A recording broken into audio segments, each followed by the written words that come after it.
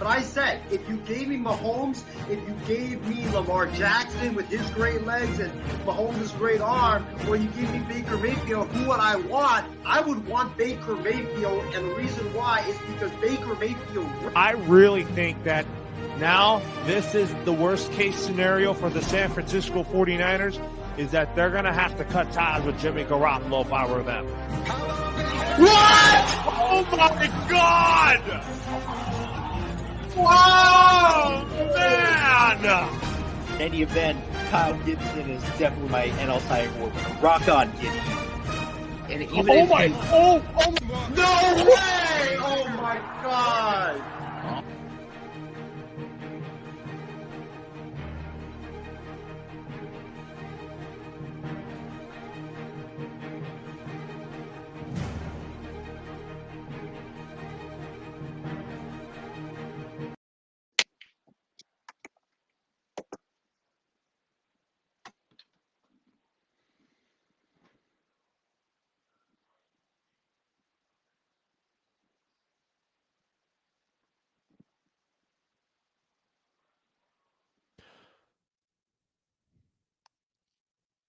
Hello, everyone. I hope everybody's having a fine Friday night. Welcome to the debut of Sports Weekly alongside Isaiah Leong and Shardo Gupta. My name is Lauro Antonio, and first of many new episodes that we're going to be providing for you all here on the IM6 network, and it's a start of a new era, as this is going to be similar to what Wild Sports Talk is about. But Sports Weekly, I think it's going to be even better than Wild Sports Talk, you know? You never know here. So, Isaiah, how are you doing, my friend? I mean, you got both Seattle Mariners and Miami Heat shirts. Yeah, what's up, guys? Sports Weekly, man, we've been talking about this show. We've been planning it for a while now, so just to see it come to fruition is so great to see. I'm back from Seattle. I just got back. I got my Mariners cap on right now, which I got from a local store next to T-Mobile Park. I have everything AL West related. I have Astro shirt. I have an A's shirt. I have Angel stuff. I have Rangers shirt. All I was missing was the Seattle Mariners, something from Seattle Mariners, and I finally got it. I made it my mission to go to Seattle and get something Mariners related back. Finally came back with this nice looking hat. This the gray or the silver on the S is pretty shiny, so that's pretty cool. But great to be back from Seattle, and looking forward to the first of many episodes of Sports Weekly in what should be a very, very great show. I think Ben Curse is going to be on here by the time we get to baseball. So, Chardol, how's it going tonight? And I mean, you look pretty good here. I mean, nice button-up shirt. You're ready to go. Laura, I'm really excited to be part of this new Sports Weekly show. I'm really excited to hear all the hot takes that you have to say in the world of sports, but I'm really excited to get this new show underway. I am too. So Casey King, we got a comment from him. He chimes in and says hello as he's tuning in from Gilbert, Arizona.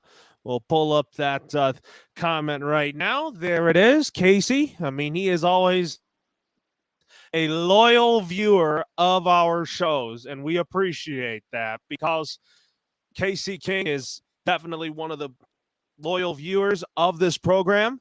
But we have breaking news to talk about here is that the creator and legendary CEO of WWE, Vince McMahon, announced that he was retiring from the company on Friday amidst being embroiled in a scandal that he had an affair with a WWE worker. Isaiah, I'll start with you. What was your thoughts and takeaways on this news surrounding Vince McMahon?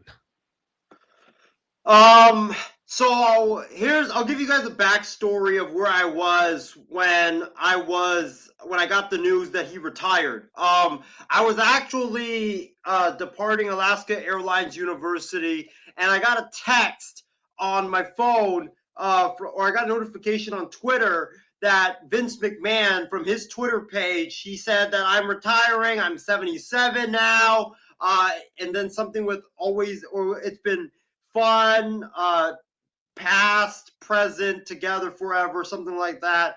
And at first, I thought it was something from the WWE scene. I thought it was something from the script, but then you saw the reports coming out that, oh, okay, this is actually for real, that Vince McMahon is actually retiring from the WWE. And I was really stunned because I know that he's been the face of that company for a long time. In fact, he created the company. He created that company. He brought that company from something that wasn't really known. It was more of a gamble back in like the late 70s and 80s into the multi-billion-dollar corporation that it is right now. So I was really stunned by it.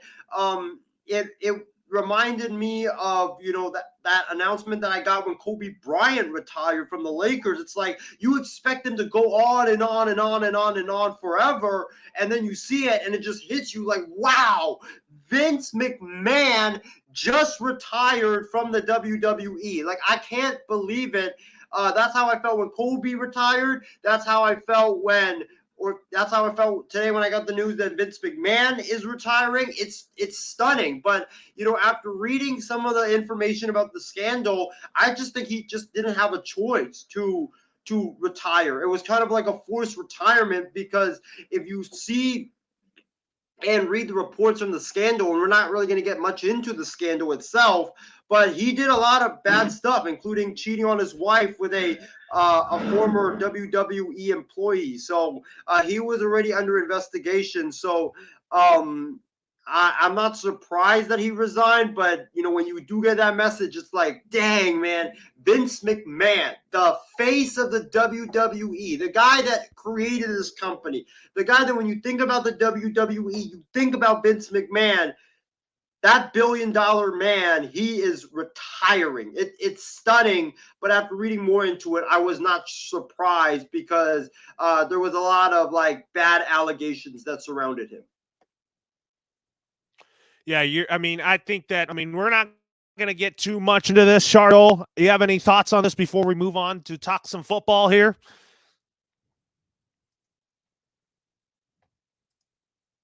Shardo, you're on mute.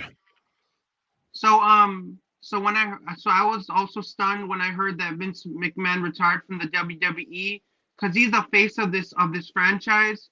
And he should be ashamed of all the allegations that have been put against him, and he should have retired, because nobody wants to see somebody commit those heinous acts in the world of WWE professional wrestling.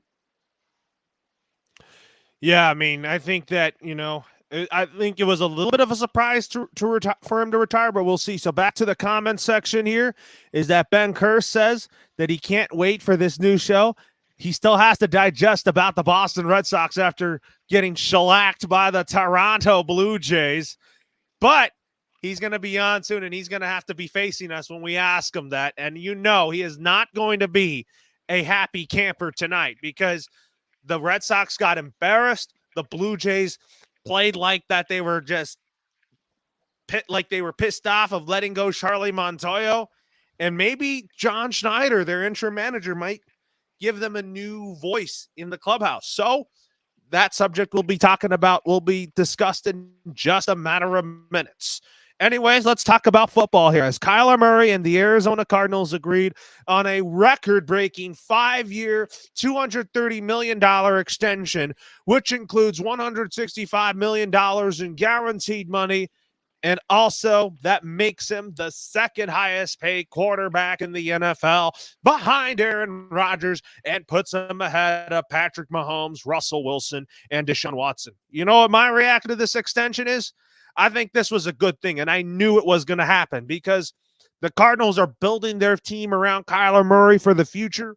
I think the Cardinals are going to be great, especially on the offensive side of the ball. You give him Hollywood Brown, his former college teammate at Oklahoma, and man, you talk about a high-flying offense for the Cardinals, especially Kyler Murray. throwing the ball downfield to Hollywood Brown, throwing it to DeAndre Hopkins. And I think this was a good thing that Kyler Murray and Cliff Kingsbury are going to be sticking around in the long run. And basically, Michael Bidwell, the Cardinals owner, was like, I believe in you, Steve Keim. I believe in you, Cliff Kingsbury. I believe in you, Kyler Murray.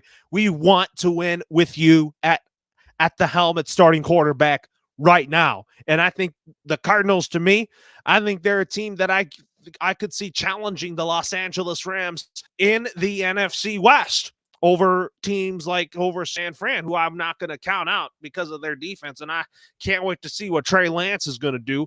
And with Seattle, they might be 50-50. As I talked about on an earlier show, that this could mean that Pete Carroll could be on the hot seat heading into this season. And if Seattle has another losing season, then that will be the end for Pete Carroll in Seattle, which I hope it's not. I like Pete Carroll a lot. I think he's a great NFL coach. I mean, he's been in the pro level before. He's been a fixture at USC, and I would hate to see him leave like that. I think Pete Carroll is still the right man to lead Seattle in the future. I think if you look at it here, Cliff Kingsbury and Kyler Murray are a match made in heaven. I think Kyle Shanahan and Trey Lance are also going to be a match made in heaven. I also think Matthew Stafford and Sean McVay are already a match made in heaven. I'm going to start with you, Isaiah. Both Chardoles and Isaiah's Niners have to deal with Kyler Murray and Cliff Kingsbury a lot these next 5 or 8 years from now. And basically, you're going to see a lot of high-scoring games between the 49ers and the Cardinals. Isaiah, what is your thoughts and reaction to Kyler Murray getting that extension? And I think, you know what? He proves to me that he is the right guy to be their quarterback of the future for Arizona. My reaction to it was, wow, I can't believe the amount of money that Kyler Murray got, because you're talking about where he now ranks when it comes to like highest paying quarterbacks in the NFL. Aaron Rodgers is number one, and then you have Kyler Murray sitting right there at number two, ahead of guys like Patrick Mahomes, Russell Wilson, Josh Allen, not to mention him, and also you have other guys on that list, even Lamar Jackson as well. So obviously Kyler probably will get, high stepped on this list by those guys soon because they're going to get their extensions. But this was a no-brainer for Arizona. You had to pay him because if you look at his numbers, he's a playmaker. He's a dynamic playmaker ever since he came into the NFL. You know, in 2 years, he's thrown for 11,480 yards, 70 touchdowns, 34 interceptions. And, you know, everybody says that, oh, Cliff Kingsbury's not a good coach and stuff like that. Well, you have to stick with Cliff Kingsbury because him and Kyler Murray are married together pretty much, you know, because the reason why they got Kyler was because of Cliff. Cliff knows the playing style of Kyler Murray. Cliff knows the offense that Kyler likes to play in, and also Kyler, he thrives in that offense that Cliff runs, that air raid style of offense. If you take that away and you put him in like a pro style offense, he is not going to be the same player. So you have to keep that duo along for however long you can keep them around. So I thought it was a smart move by Arizona. Listen, the money, it's big now. I think he's going to get over like $49 million a year. That's huge. But that's the growing rate for what a quarterback gets paid nowadays in the NFL. And it's just going to keep getting up and up and up and up. And soon you're going to have a quarterback hitting $60 million. You're going to have quarterbacks hitting $70 million. So, I'm not surprised that he got that much. I think that the Cardinals, they definitely had to pay up for him because who else are you going to get to replace the kind of production that Kyler Murray gives you? You know, you're not going to start over with the rookie. Deshaun Watson is in Cleveland now. Other quarterbacks are gone. You're not going to replace him with Jimmy Garoppolo, obviously. That would be a sizable downgrade. So the Cardinals, it was a no-brainer. They had to keep him. If they didn't, it would be the stupidest decision in franchise history. You might as well just move the franchise elsewhere. But you had to keep him, and congratulations congratulations to Kyler Murray on the contract, and looking forward to the Niners and Cardinals games because, like you mentioned, Loro, Trey Lance and Kyle Shanahan versus Cliff Kingsbury and Kyler Murray. It's going to be electric fun games. And I hope that every game, it's on Sunday Night Football or it's on Monday Night Football or even Thursday Night Football with the best of the best calling the games because it's going to be so much fun and it's going to be shootouts after shootouts after shootouts after shootouts in those games between the Niners and the Cardinals. And here's the thing. I don't know how Arizona ranks this season because you do have the Rams atop the NFC West. You have Casey's or you have my Niners as well. So, I don't really know. Like, I could see Arizona being third, but I could also see them winning the division because that NFC West is just so dang tough. So, but congratulations to Kyler Murray on getting paid. Well deserved. Yeah, well deserved there. Like you said, I'm looking forward to Cardinals and 49ers, but also Mahomes versus Murray. That is going to be one heck of a game come week one. I'm looking forward to potentially watching that game. But Chardot, I'm going to go to you on this. I mean, both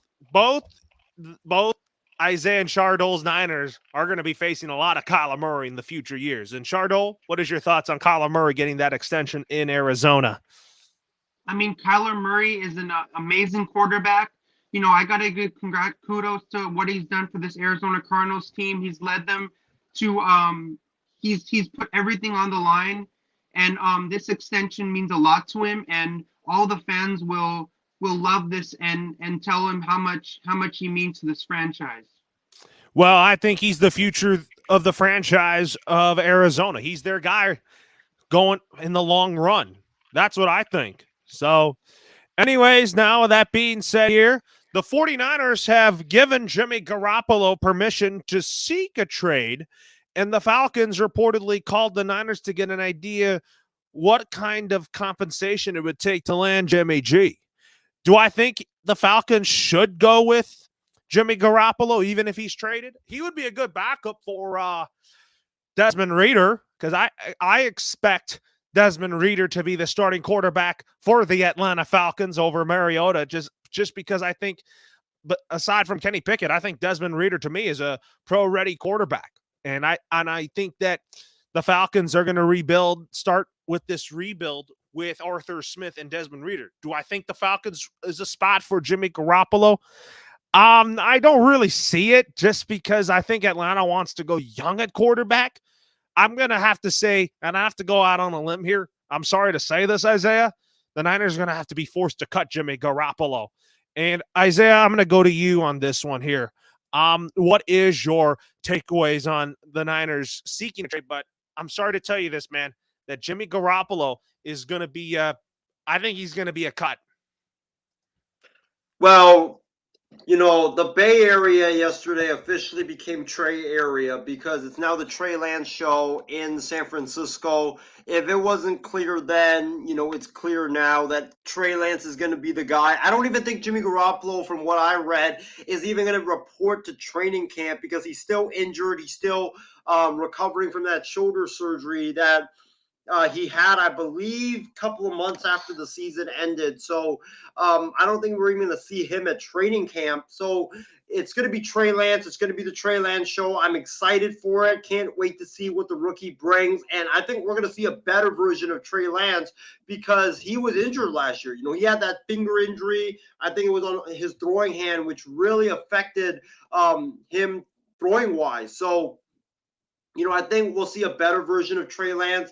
As far as Jimmy G is concerned, I'm not surprised because you don't want him to be around the team to cause distractions. You don't want him to be around the team to practice and maybe play in preseason games and then get hurt. And then you obviously then can't cut him or you can't trade him and get value back because he's going to be injured. So I think it's a good move by John Lynch and the 49ers to keep him away from the team and let him seek a trade. Are they going to get a trade?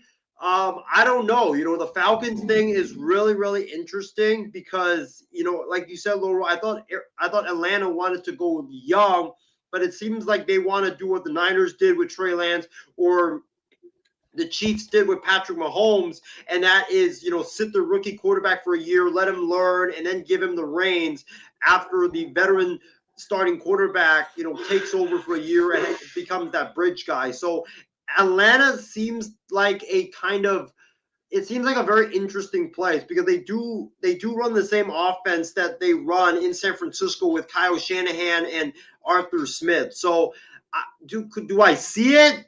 I don't know, but it is very interesting that the Falcons are interested in Jimmy G. I never expected that, but for all the other places that I could see Jimmy Garoppolo going, I think there's only one place, or no, there's two.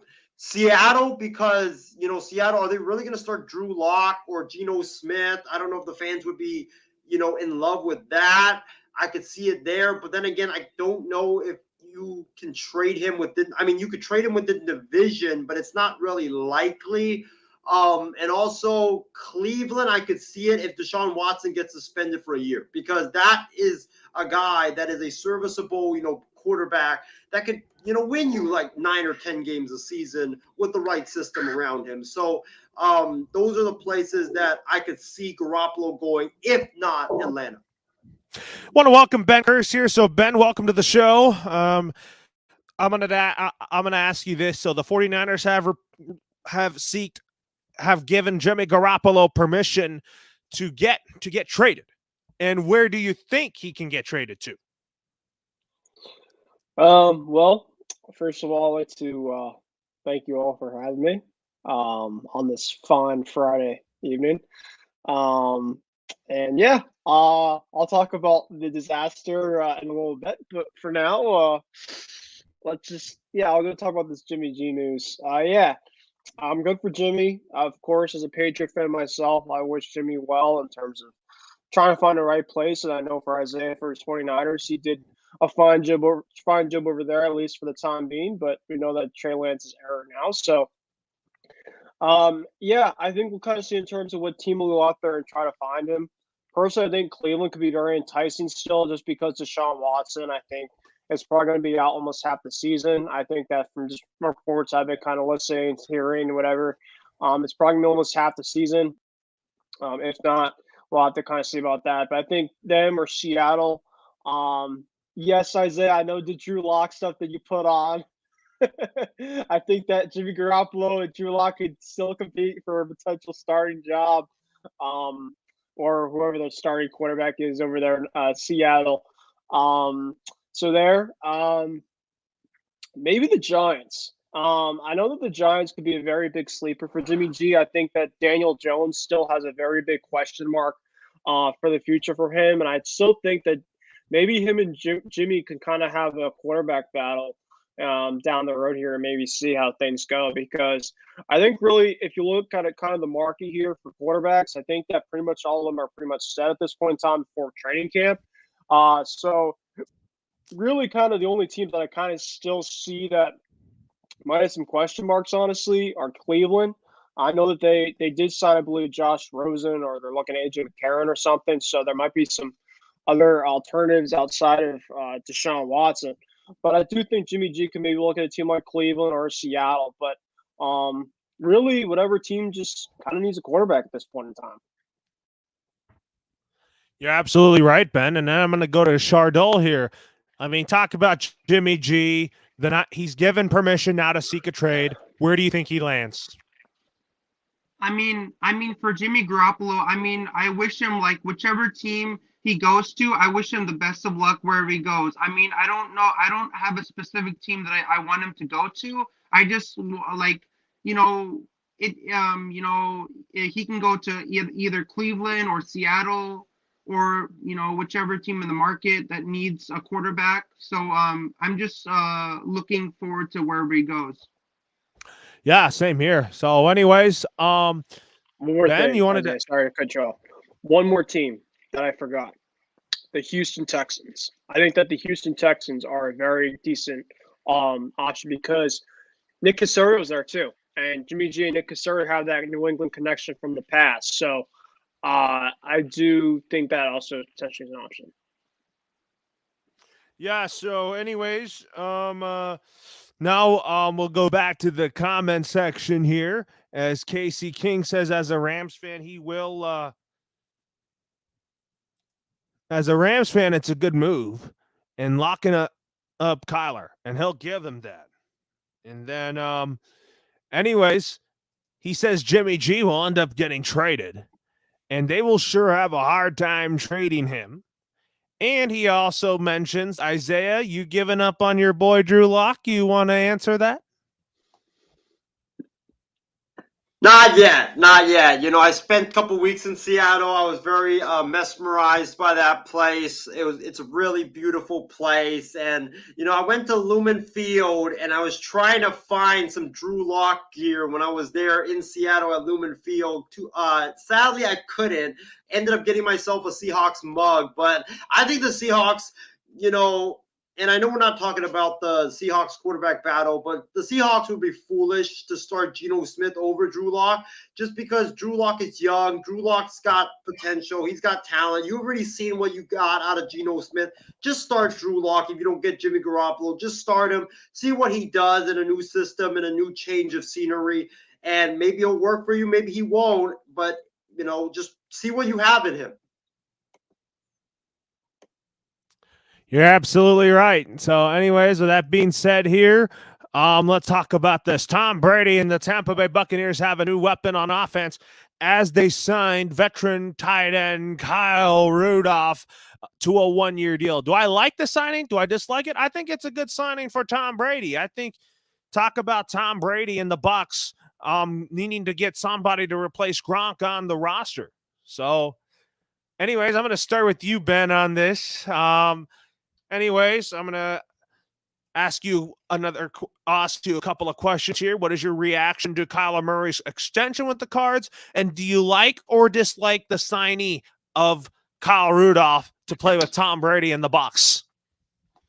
Yeah, I do think that it was a very good signing for the Tampa Bay Buccaneers. I think, whether Gronk will, fake retire again or whatever, that the Bucs still needed some tight end help. Of course, they moved on from, as of right now, they don't have Gronk, and they also don't have OJ Howard on that roster. So really, outside of Cameron Brate, they're really kind of relying on a lot of rookies, and really a lot of Brady's kind of his game for a while has been using and utilizing the tight ends.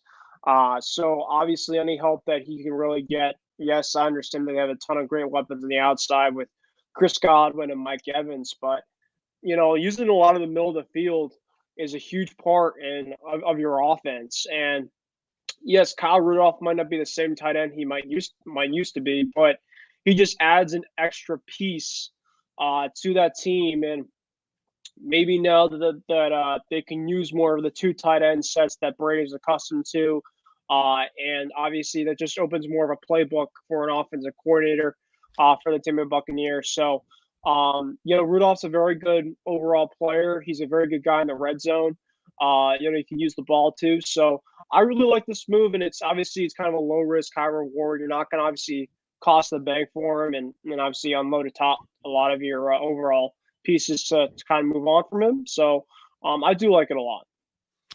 And then also I wanted to ask you about the Kyler Murray extension since you're on here. What is your takeaways on the Arizona Cardinals extending Kyler Murray?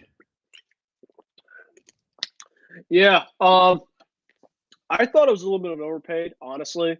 I do like Kyler Murray as a player, as a quarterback. I think he's very electric. But when I saw the amount of money that the Cardinals gave him, and to put him essentially in the same conversation as a guy like Aaron Rodgers or Patrick Mahomes or a Josh Allen, it's a little extreme in terms of how much they really gave to him. Because now if you're Arizona and say Kyler just, really to me, Kyler Murray is, of course, a very good quarterback during the regular season. But he hasn't shown, at least to me, when they've gone to the postseason, if he's been able to kind of go into the next hump. Do I think he's a very good quarterback? I think he's a very good quarterback. But the way that they paid him, I think, was very extreme. I do think that they're just kind of looking at the situation and pretty much saying, well, what essentially is our next answer? And pretty much Kyler is pretty much telling the organization that I want to be here for the long term. So they pretty much paid him, and they wanted to pay him all the money. But now this is going to be really enticing to a guy like a Lamar Jackson, um, who of course is going to be coming up with his payday soon. And you look at a guy like a Joe Burrow. A lot of these type of guys now kind of looking at that type of deal for a guy like Kyler Murray, a very young quarterbacks especially. You'll kind of already see a lot of other quarterbacks, start to make a lot of that money. So I'm happy for Kyler. Really like Kyler overall as a player, a very good athlete. I just don't think that the money that they paid him was worth to overall his caliber, at least for now. All right. With that being said here, let's go to Chardol. And Chardol, wanted to ask you this. What is your thoughts on on Kyle Rudolph going to the Tampa Bay Bucks to play with Tom Brady? I mean, I think this is a big move for the Tampa Bay Buccaneers to sign veteran tight end Kyle Rudolph to a 1-year deal. And I think he will bring depth to this football team, and he maybe even might win them another Vince Lombardi trophy in the near future. That could happen. And I'll go to you. What is your thoughts on Kyle Rudolph being a Tampa Bay Buck? I think this is actually one of the most underrated moves of the offseason because Kyle Rudolph, he's a very underrated pass catcher. He's a really good blocker as well.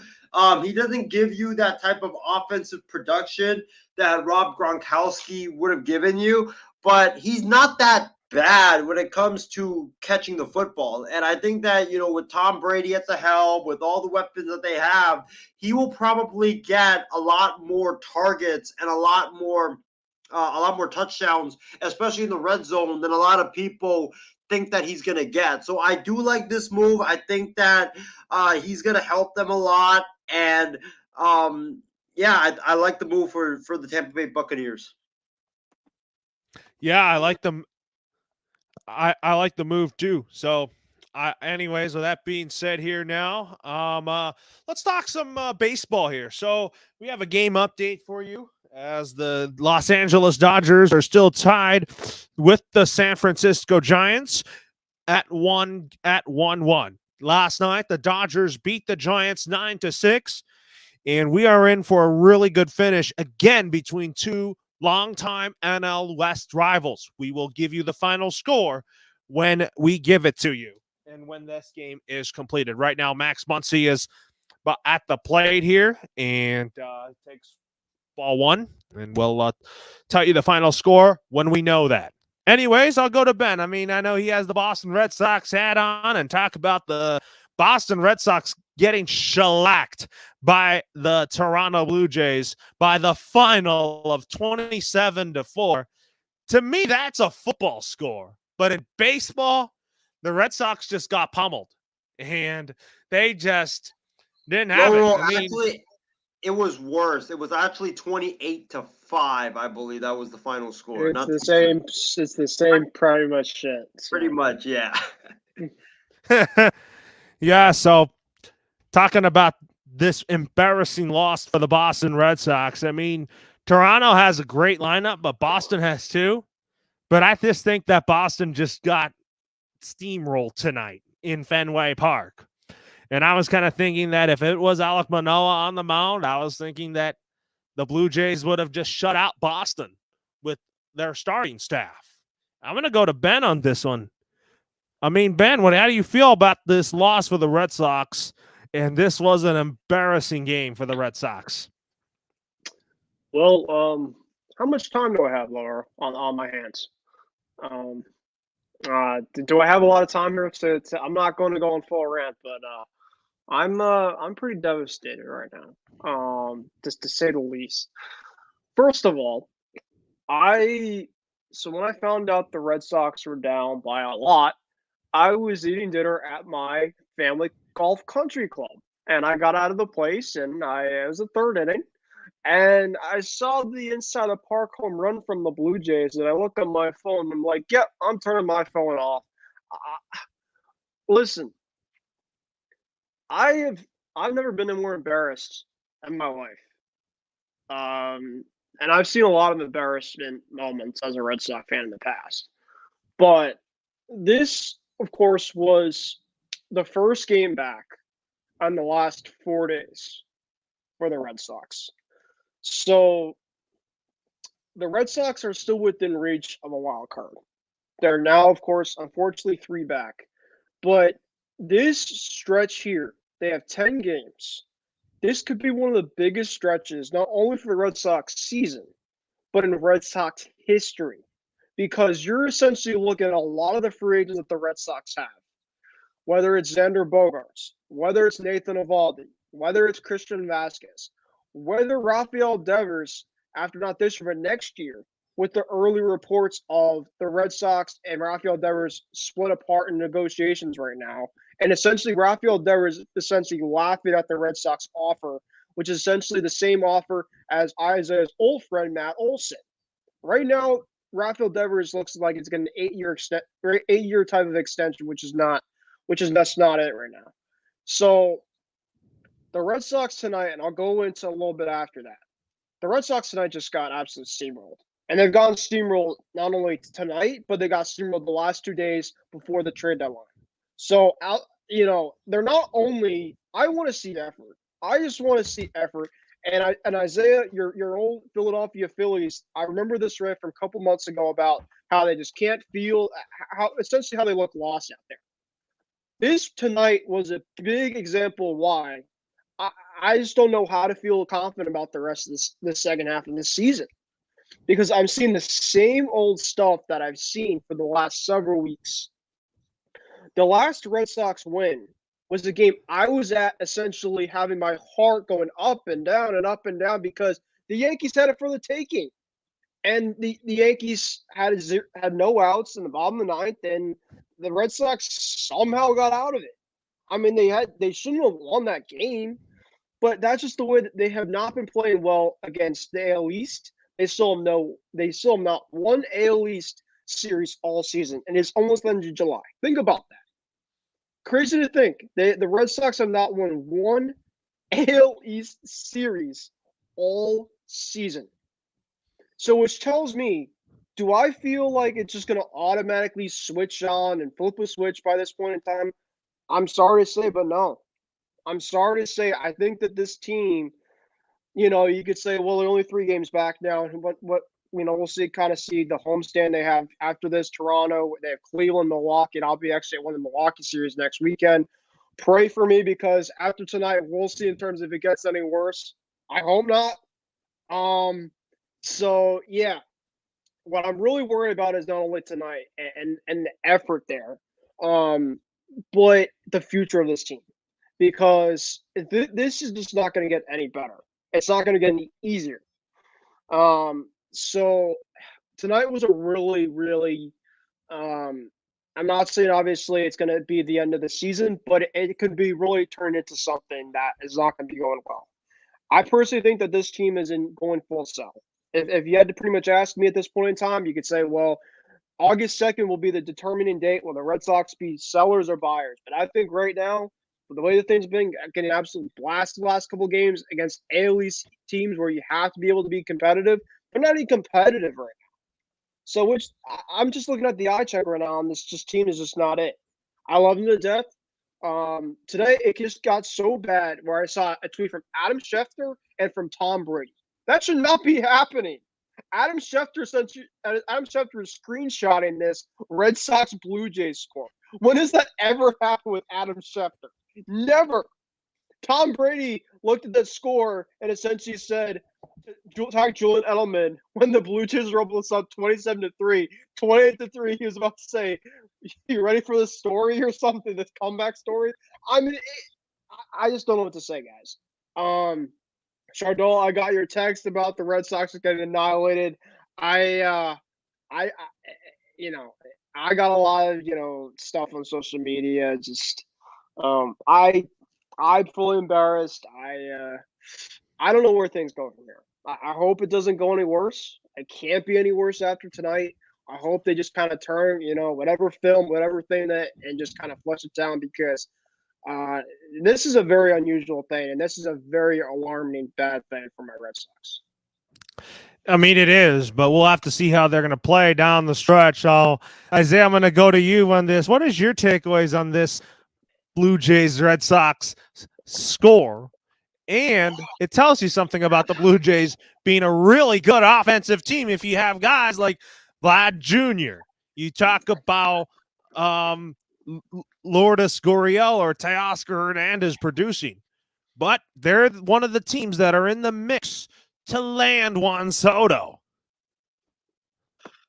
Well, Ben, if it's any consolation, I mean, my Phillies ended up getting blasted like 15-2 today by the lowly Cubs. So we're in the same boat there of, our team's getting blasted coming out of the All-Star break. But, when I first saw the score, like I was taking a nap, and when I first saw the score, I was like, am I reading this correctly? Like, I think when I first saw it was like 21-2 or something like that. And I was like, I could not believe what I was seeing, because you don't see this sort of stuff happen in Major League Baseball all that often. Like, you look at the box score of this game, like it's absolutely insane. Like 28-5, that was the runs scored.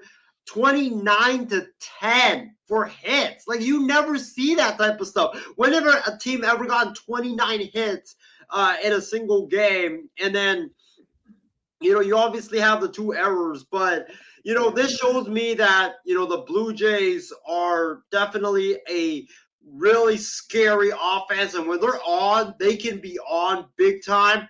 But I think for the Red Sox, I think to Ben's point, the Red Sox, they should be concerned. They shouldn't be like panicking and firing their manager and trading everybody tomorrow, that type of panicking. But they should start to be concerned, because when you get blasted by that much, especially when you've had 4 days off coming out of the All-Star break, everybody should be fresh and ready to go.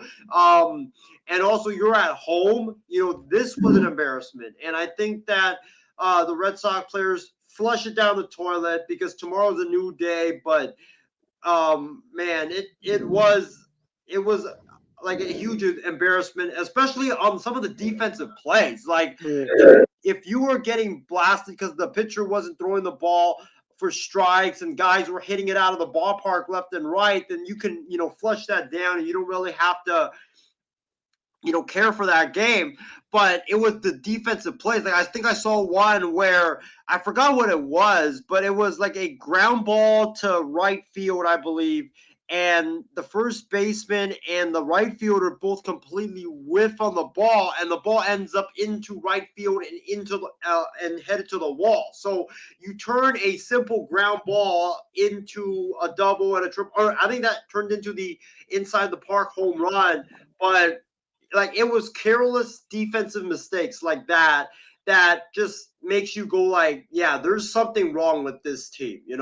I don't typically say that often, but when you see that type of defensive miscues, it's like what I remember to my Phillies. It's like the Phillies had the same type of plays, and you could just tell, okay, this team doesn't care. They don't give a rat's ass right now about what's going on, when they're making absolutely foolish plays that they were making on the baseball field. So if I'm a Red Sox fan, I am deeply, deeply concerned, not because of the score, but because of all the defensive miscues that I saw tonight on the baseball field. And we're going to go to Taylor on this one. I mean, we'll talk about a couple games for you here. I mean, we'll get to the Red Sox in just a minute here. Taylor, welcome aboard here. Talk about the Angels starting the second half of the season with the Atlanta Braves. And it was an 8-1 loss for the Angels. And Shohei Ohtani got his winning streak already snapped here. And also, by the way, Cody Bellinger just hit a grand slam home run, as the Dodgers are now up 5-1 over the San Francisco Giants. So we have a score change there. So Taylor, how's it going? So what is your thoughts on the Braves 8-1 win over the Angels? Oh man, that was just an embarrassment to watch. I mean, the Angels, I had high hopes because Ohtani was on the mound, and you said it. He got his winning streak snapped. because both it was a pitcher's duel up until the 7th inning when Matt Olson, you probably know him, Isaiah, from the A's, hits a 2-run homer, and then it all unraveled from there. So, and I mean, come to think of it, Matt Olson, I'll bet he knows the Angels very well from his days in Oakland, and for him to do what he did for many years in the green and gold, now with the Braves against one of his old division rivals, that just goes to show that, he's anywhere, and you got to be prepared to play them, and especially when a guy like Olson knows the club that you played against for many years very well, and he showed it with that 2-run bomb, and then for Ohtani and the Angels, it all went south from there. So it's just, all I can say is this Angel club is just a major, major embarrassment right now. And I mean, what more can I say? I just want to see a winning ball club, but unfortunately, it's I'm literally out of words to say about this club. It's just a major, major embarrassment each and every night. Hey, Taylor, you could have it worse. You could have it worse the way that my team got embarrassed tonight. So, I obviously don't want to have any silver linings for your team, but at least I don't think you guys will get to the score that we did. So, yeah, Ben, yours was a lot worse. It was like 27-5 or something against Toronto of all teams. I mean, come on. I mean, I was just, before you came on, Taylor, I just was kind of saying that the last game that the Red Sox won, I happened to be at, and it was against the Yankees, and it was a game that essentially the Red Sox almost gave up. And the Yankees essentially after the taking, they gave it to us. But I understand your Angels have been a very big disappointment this season. They had a lot of high hopes, but my Red Sox could be coming to similar boat. And for my team, that it was about 2 wins away from the World Series last year to kind of where they are now, especially with the expanded postseason. I'm pretty much, at least tonight I was pretty much at a loss for words for that specific game tonight. But it could be a lot worse, man. Let me just tell you that. Yeah, for sure. And then, yeah, and anyways, what is your thoughts, Taylor, on this game overall with the Red Sox and Blue Jays? Did you give your input on it? I mean, there's only one word I can describe it. 3 words rather. One-sided slugfest. And Toronto, I think Toronto and the Reds and Boston, I think they've kind of started, to develop a rivalry in pretty much all sports except football, because Toronto doesn't have a football team. Well, they do, but it's in a league of their own in all of Canada. But like the Red Sox with the Blue Jays, all of Boston, I believe the Celtics have started to develop a little rivalry with the Raptors, and of course the Maple Leafs and Bruins in the NHL. I think we've got something brewing between the Red Sox and Blue Jays now too. So it just seems as if, and a little rivalry from opposite sides of the border. Yeah, you're absolutely right. I mean, opposite sides of the border there, that's for sure. So anyways, with that being said here, Steve Grogan pitching tonight for the Patriots. He said LMAO. That was an insane game. Patriots versus Argonauts tonight, according to KCK. Well, right now, the Dodgers and the Giants are in the top of the ninth with a 5-1 lead. We will tell you the final score when this game is over, but we will move along in that program as well. As let's talk about the Philadelphia 76ers, as James Harden finally got his new deal with the Sixers, as he takes a pay cut, agrees to a 2-year, $68.6 million deal to return to the Philadelphia 76ers. And you know what? I think James Harden is the centerpiece of this Philadelphia 76ers squad here with Joel Embiid. And I'm going to go to you, Isaiah. What is your thoughts on this move by James Harden. And I think that with this move, he definitely helps the Sixers spend on all other aspects of their team. My thoughts on it is that this was a very smart move by James Harden, and I wish a lot more players in the NBA would do this sort of stuff to help their team. He took a $15 million pay cut because he wanted to win, and he wanted to give Daryl Morey and the Philadelphia 76ers front office more money to be able to spend to improve the team around James Harden and Joel Embiid, and that ended up being DeAndre Melton, who's a really good 3-and-D guy. He's a really good defender. They also picked up, I believe, PJ Tucker, another really good defender, a guy that can shoot the three ball extremely well as well.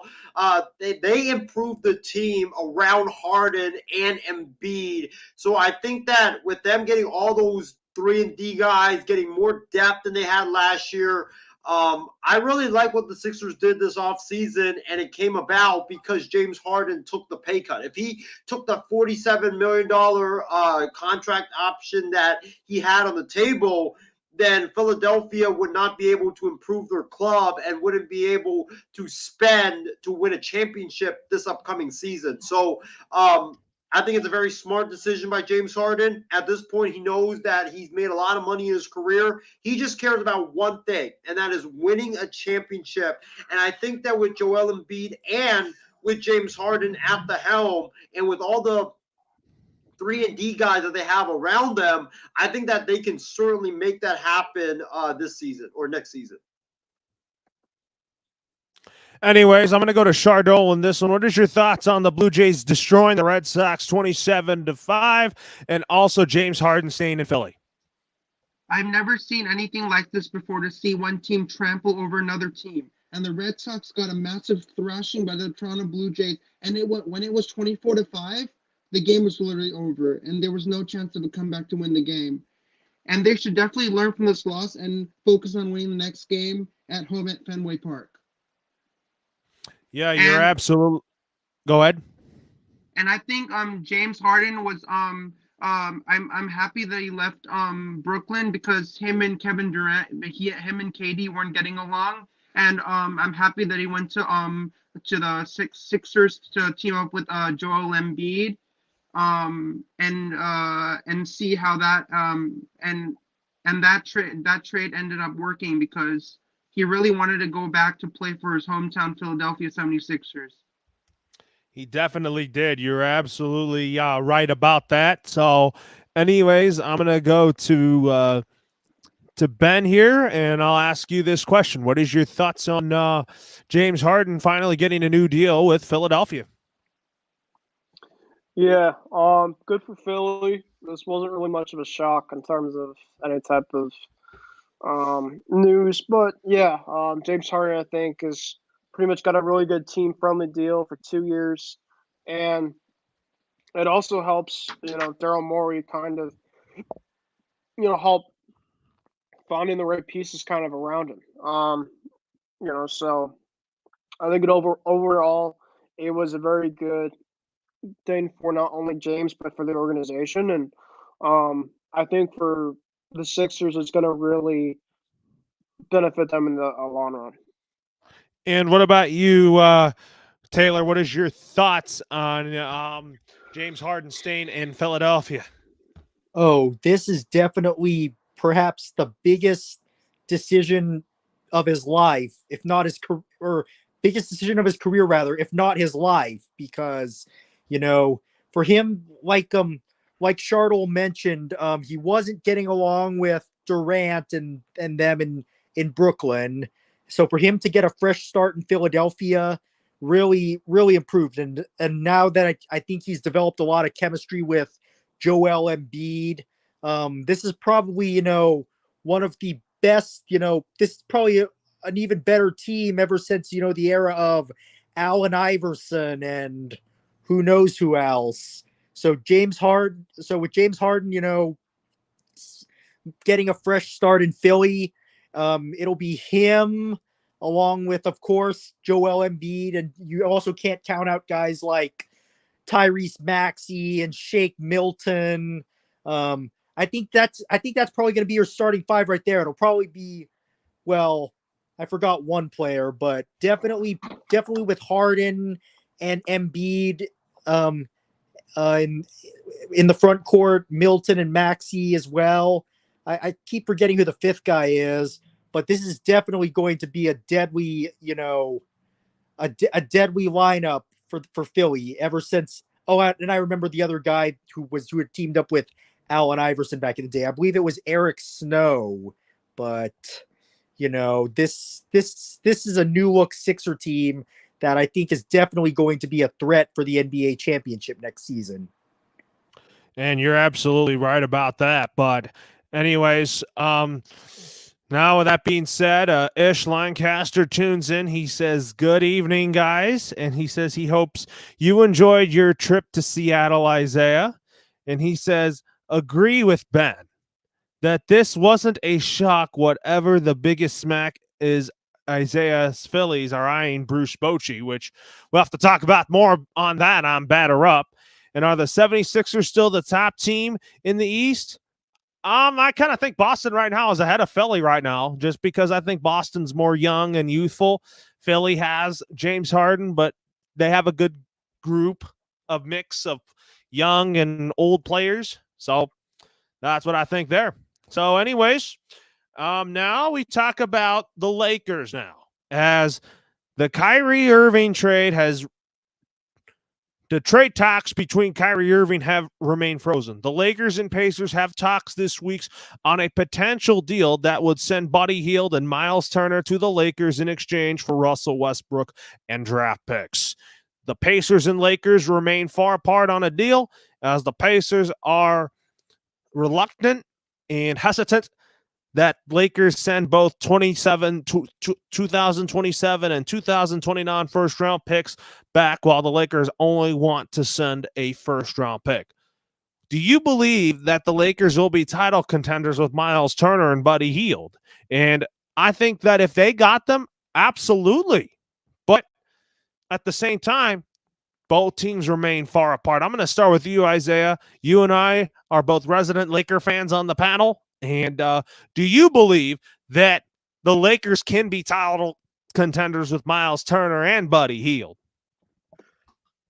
Of course. I think that if they just got Miles Turner by himself, they would definitely be title contenders, because people forget Miles Turner is a monster in the paint. This guy is a tremendous rebounder. This guy is one of the best offensive centers we've seen in the NBA. He's a really good offensive center, and I just think that he gets the credit that he deserves. And you pair him next to Anthony Davis, with Miles Turner able to get more touches in the paint, with AD being able to step outside. I think it would be a terrific fit, and I think that Miles Turner would greatly benefit pairing up with Anthony Davis, and it would be one of the most athletic front courts we've seen the Lakers have in a very long time, because AD is, I believe he's like in his early 30s, or I think he's just turned 30. Miles Turner is 26 years of age. Both have youth, both have athleticism, both are good shot blockers.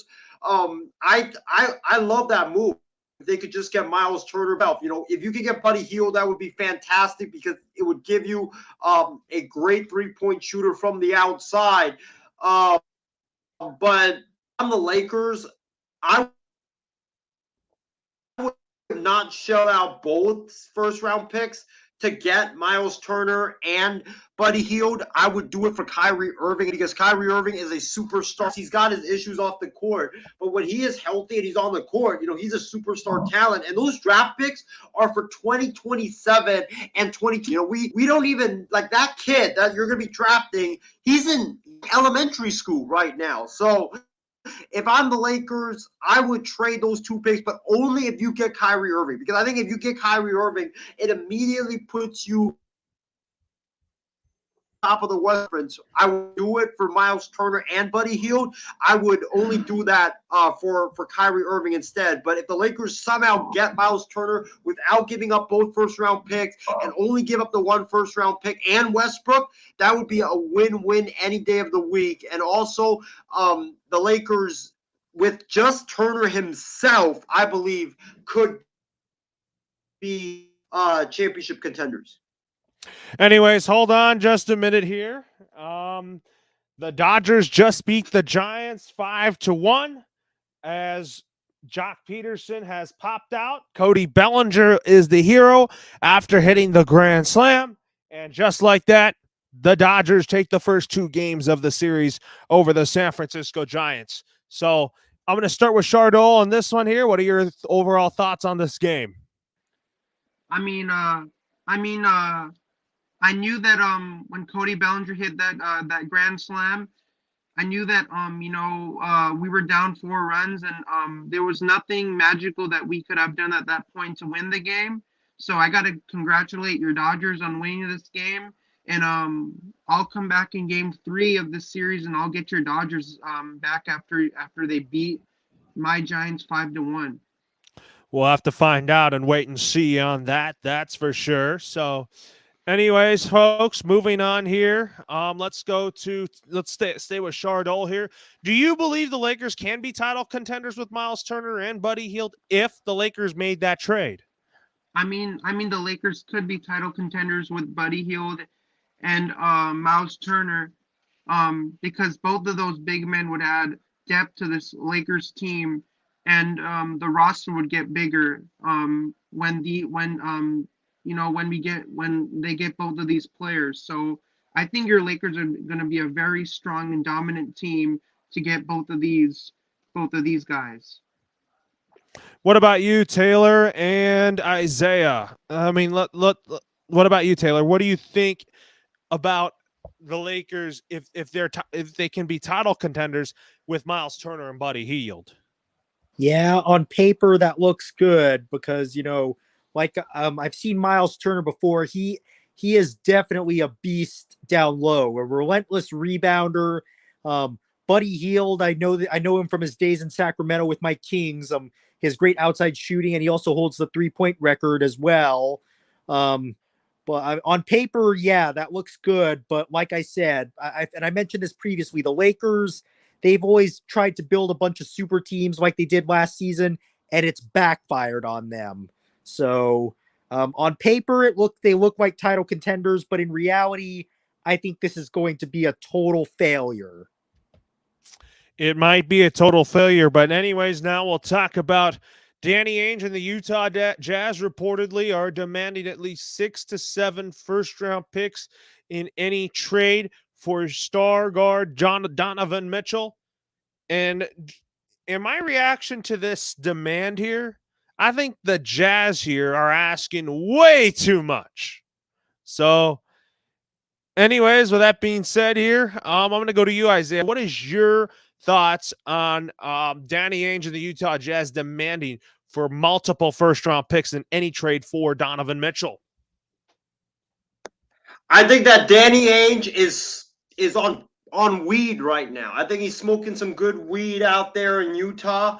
And I think that if any executive for any team gives the Jazz 6 to 7 first-round picks for Donovan Mitchell, they should be fired on the spot, because Donovan Mitchell, he's a great player. He's a great basketball player, but there's no way that he's worth 6 first-round picks. Tim Connolly should have been fired after giving the Jazz 5 first-round picks for getting Rudy Gobert, because Rudy Gobert is not even worth 2 first-round picks, let alone 5. So I think the Jazz are asking for way too much, like you said, Loro. I think that Danny Ainge is being over greedy when it comes to getting these picks. I think that he should try to get fair market value. I don't think the market is dictating that he gets 6 to 7 picks, and I think that any executive, and I'm talking to you, Leon Rosa, if they give 6 first round, you should be fired, because the only player that deserve to get traded for Kevin Durant, Stephen Curry, James, and Michael Jordan in his prime. Those are the only players that you should trade 6 to 7 first-round picks for. Not Donovan Mitchell, not Rudy Gobert.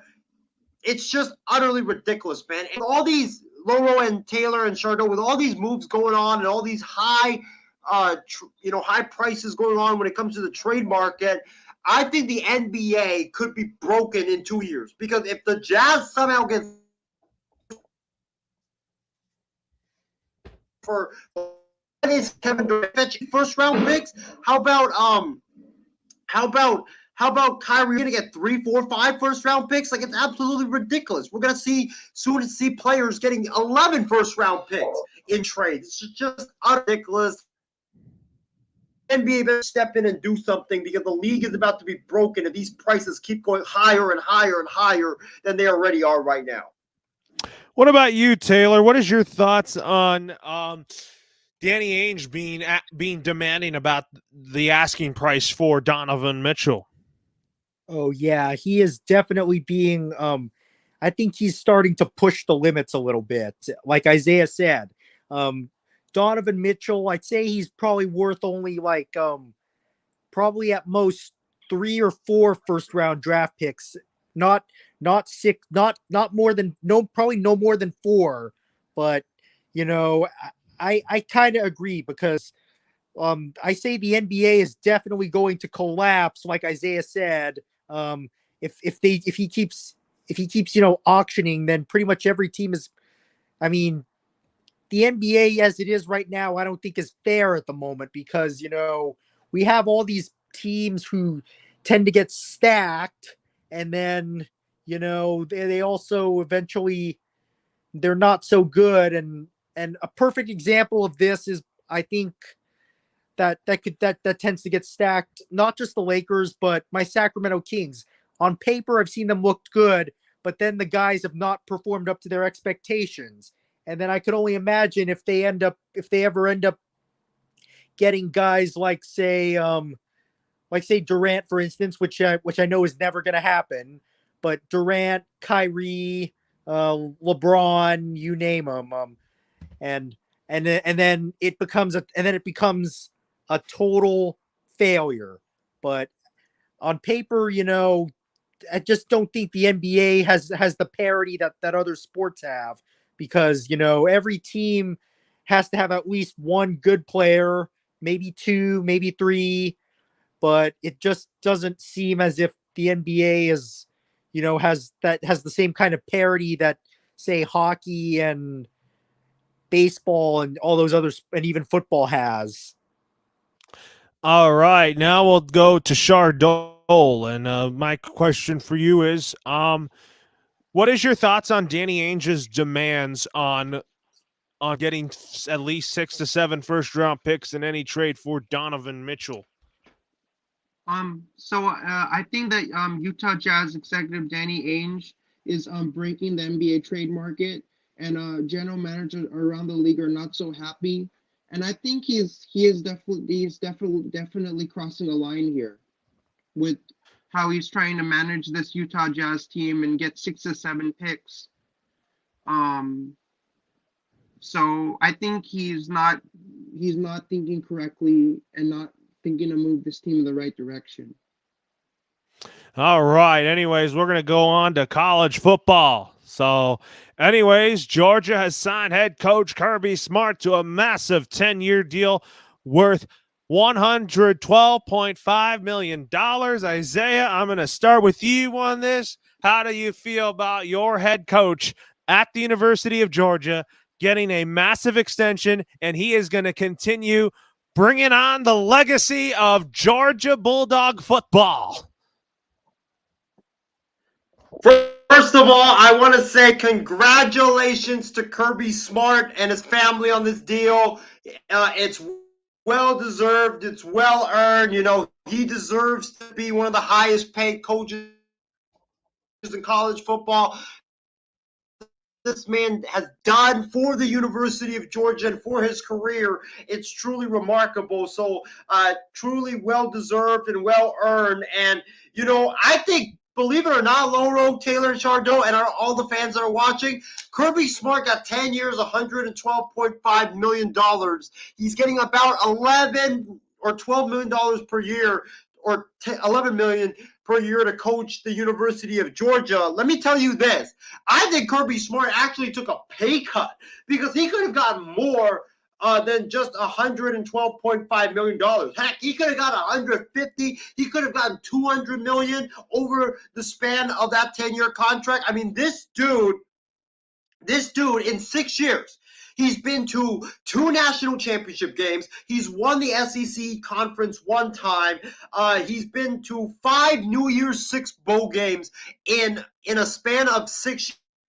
In there, he's won the SEC East Division 4 times in the 6 years that he's been here. He's doing what Nick Saban did early at the University of Alabama. He is dominating the competition in the SEC East, and for him to finally national title last season was definitely the cherry on top, and the thing that really elevated him to be one of the best coaches in college football. I'm so happy for him. And, Georgia's going to be right back in the mix this season. The East Division is not really that strong. Everybody, or a lot of the teams in the East, has new coaches. Tennessee, I don't really believe in them. Florida's got a new coach in Billy Napier. So the division's going to be weak. It's going to be, again, like it's always been for the Georgia Bulldogs. Can they get past Alabama? Can they get past your Crimson Tide, Loro, in the SEC championship game? They did in the national championship game. They beat Saban and won the national championship, but that's what it's going to be for Georgia. Can they beat Alabama? Because if they can beat Alabama in the SEC championship game, that most likely means they're undefeated going into the playoffs, and then when you get into the playoffs, all bets are off. So I would not be shocked if Georgia is in line to win another championship this season. They're recruiting at a high level.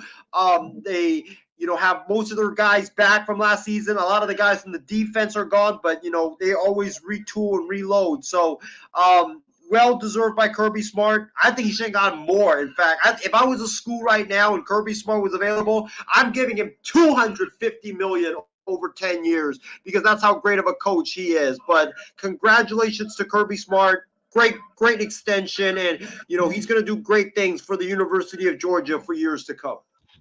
What about you, Taylor and Chardot? What is your thoughts on Kirby Smart getting a contract extension with the University of Georgia? Oh, definitely, this is definitely big bucks for Kirby, because after he's perhaps the biggest reason why Georgia was able to upset Alabama last year in the national championship.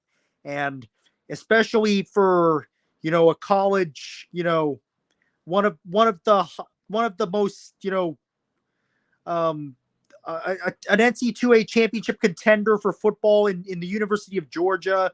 Definitely, he is definitely the biggest reason why Georgia was able to beat Alabama last year. And of course, like Isaiah said, can they do it again?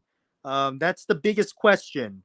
But at the same time, I think Isaiah was right. He might have taken a pay cut because his contract could have been worth a lot more. But honestly, that's kind of, being a little greedy on his part. Like, kind of like in the previous example when you mentioned with Danny Ainge, just, asking for too much for Donovan Mitchell. He doesn't want to be greedy. Kirby Smart doesn't want to be greedy with, money, because at the same time, budgets are tight for a lot of schools, and they can't, and a lot of schools can't afford, some, coaches that even after we win a championship, money is still tight. But for him to win the national championship last year, pretty much all of the SEC, like Isaiah said, is, with the exception of Alabama, they're weak. But, that's still, a decent amount of money for a 10-year contract. Yeah, you're absolutely right. And what about you? Chardol? So I think this is a big honor for University of Georgia Bulldog head coach Kirby Smart. I think he has done many great things for this organization. He's led Georgia to beat Alabama in the championship game, and I think that he has lots of talent, and then he's shown it. He's shown that on the football field, and everybody was doubting him, and then he finally proved everybody wrong. All right. Anyways, with that being said, let's talk about new Miami Hurricanes head coach Mario Cristobal announced at ACC Media Days that Miami will be doing away with the turnover chain and no longer having it around. Did I think that this was the right decision for Cristobal to retire that? No. I think this was already part of the culture that they were already establishing. What about you, Isaiah? What is your thoughts on this? I think that Mario Cristobal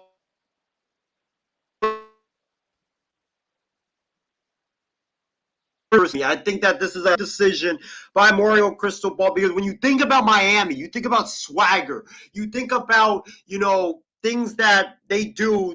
They are the team that makes the tradition, not follows the tradition. They make the tradition, and they made the turnover chain. Nobody was celebrating getting turnovers by putting jewelry over their neck before Miami did it. And when Miami did it.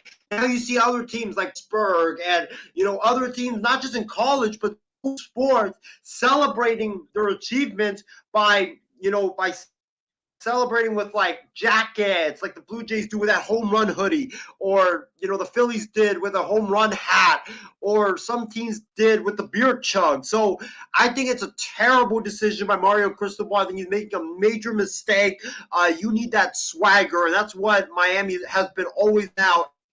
And you're taking away that swagger when you're retiring the turnover chain for the Miami Hurricanes. What about you, Taylor and Chardol? What are your thoughts on this whole situation with Mario Cristobal? Yeah, this tradition, the turnover chain, I think he's making a bad decision to retire it because I've seen this a lot, like Isaiah was saying, a lot of not just in college sports, but pro sports too. And another example of this is my Angels. The player who hits a home run gets to wear that cowboy hat as he walks down the dugout. Well, this is the same thing for for Mario Cristobal and his turnover chain. The more turnovers, I think it's like a superstition, but I mean, I'm actually kind of superstitious about them getting rid of it myself because because this will basically encourage them, to keep forcing turnovers and whatnot, just so they could keep adding on to it. And it's basically as if the like I've seen in not just college sports but pro sports too. Like I mentioned, the Angels with the cowboy hat for a home run, and I think I also saw this with Ben's Red Sox, or was it the Yankees? I don't know, but whoever hits the home run gets to sit in that bat card and take it on a ride through the dugout. But yeah, this is definitely a little superstition that I think I'm kind of feeling superstitious about myself with the University of Miami getting rid of that turnover chain. All right. Anyways, now we'll go to Chardol. And what is your thoughts on the to decide to retire the turnover chain? I think the University of Miami Hurricanes are making a big mistake by retiring the turnover chain, because this is a big tradition, and then it was used by this organization, and when they retire it, that it wasn't such a great idea by the team. Yeah, you might be right on that. That was probably not a really good idea on that part. But anyways, now, with that being said, let's go on and talk some hockey. So the Sharks have reportedly hired former Rangers head coach David Quinn to be their head coach. And Taylor, what are your thoughts on this move for the Sharks? David Quinn. I think he's been he's the former Rangers assistant, I think, or is he a former head coach? Former head coach. Yeah. So I think for the Sharks to hire a coach who has a lot of experience like David Quinn, that's a big step forward. So, but at the same time, I still don't think the Sharks are playoff ready yet, because What about? I think Go it's ahead. going to take like a few years or so. Like I mean, if it would be a surprise if the Sharks actually qualified for the playoffs in his first year, like they did when Peter DeBoer was first hired. But I think this time around, it's going to take a year or two before the Sharks become playoff contenders again. All right. Anyways, I'm gonna go to Isaiah. What is your thoughts on the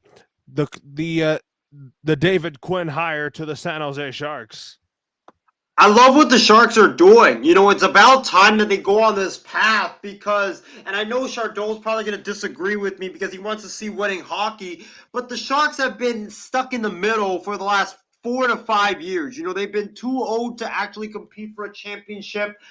They've been too good to be stuck in the bottom and get great draft picks and get great prospects to build their team around. So they've been like stuck in the middle. And when you're stuck in the middle, it's like, you know, you might as well just tear it all down and rebuild because you know the end is going to come near and you're not going to win anything. So I'm glad that the Sharks finally are rebuilding. I'm glad that they hired a new GM because, you know, Doug Wilson, he was there for a long time, but it's good to have a new voice. And when you're there for 15, 16 some years, you know, it's good to have that stability, but it's also good to have that new voice after a long while. And I'm glad that the Sharks are finally doing that. And I'm glad that they're having a new head coach as well. So I like this new regime because they're prioritizing young players, they're prioritizing rebuilding, they're prioritizing player development. And you know, the Sharks, it's about time that they finally went into a rebuild and started getting some young players and started building that next nucleus and that next core that's going to help the Sharks go deep into the playoffs and possibly win a championship, because the core of, you know, Brent Burns and Pavelski and even Joe Thornton and the rest of those guys, they were great, don't get me wrong, but they were really old, and the Sharks kept trying to squeeze a little bit more out of them. But it was like the last couple of years, you know, it was like, okay, just rebuild because, you know, you're obviously not going anywhere for the next couple of years.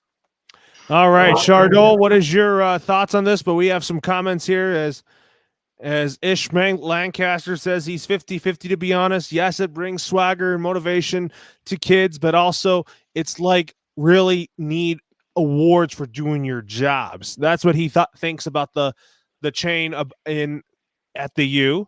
And Casey is right.